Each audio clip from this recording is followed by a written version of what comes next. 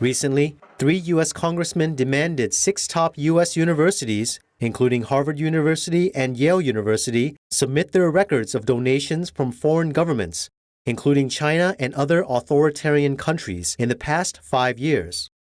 Experts believe that this action was taken to purge the CCP's infiltration from within U.S. universities.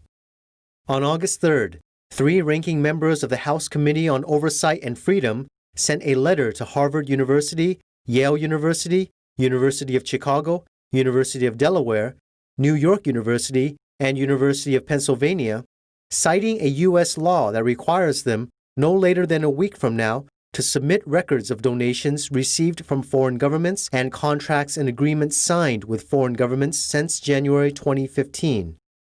These foreign governments include China, Qatar, Saudi Arabia, Iran, and Russia. According to the statistics presented in the letter, since 2015, the University of Chicago has declared 30 gifts or contracts totaling $23,059,862 from China, Qatar, Saudi Arabia, Iran, and Russia, all of which were anonymous. Section 117 of the Higher Education Act of 1965 requires colleges and universities to disclose contracts with and gifts from any foreign source of over $250,000 to the department. The congressmen demand these 6 universities to be transparent about the sources of anonymous donations and gifts. For example, the universities need to disclose that whether the donations or gifts came from the Chinese government, the Communist Party of China, or any affiliated organizations, any Chinese national, or any business primarily located in China. It is practically an open secret that the CCP uses all sorts of ways to infiltrate the educational institutions in the U.S. Because a lot of research done by these universities is quite influential in political and business fields in the U.S., the CCP has been conducting in-depth infiltration in these top educational institutions for a long time.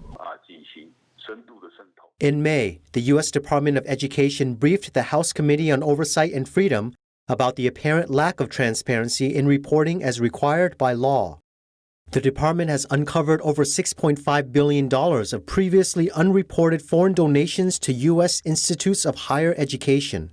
During the briefing, the department informed the committee that after reports that the COVID-19 pandemic may be the result of negligence in a lab in Wuhan, China, 2 universities that have contracts with the Chinese Communist Party-aligned Jilin University publicly defended the CCP and claimed those reports were false. Since 2015, Harvard University has declared 31 gifts or contracts totaling $101 million from China, Qatar, Saudi Arabia, Iran, and Russia. In July, Harvard University published the result of a 2016 survey that showed 93.1% of respondents were either relatively satisfied or highly satisfied with the central government of Beijing. Later, the spokesman of China's foreign ministry attacked U.S. Secretary of State Mike Pompeo using this survey. The congressman indicated in the letter that, most concerning, some recipients alter their decision-making based on the donations received. After infiltration, these university professors or scholars from think tanks related to universities visited China, walked on the red carpet of the CCP, and received some benefits from the CCP. Then they produced many national policy reports, proposals, and analysis, all of which speak well for the Chinese Communist Party. This pandemic has caused great human and economic losses in the United States, and it is unbelievable that some American scholars and institutions are still speaking out on behalf of the CCP. The impact of the pandemic has drastically shifted the federal government's policies toward China, and this is the reason for the investigation. Last month, Robert O'Brien, the U.S. National Security Advisor, indicated in his speech that in recent decades, U.S. policy toward China has been the greatest failure since the 1930s. Because the U.S. neglected to understand the true nature of the CCP's ideology, it was allowed to infiltrate the entire world. This pandemic showed the U.S. the real danger of the CCP and how great a threat the CCP is.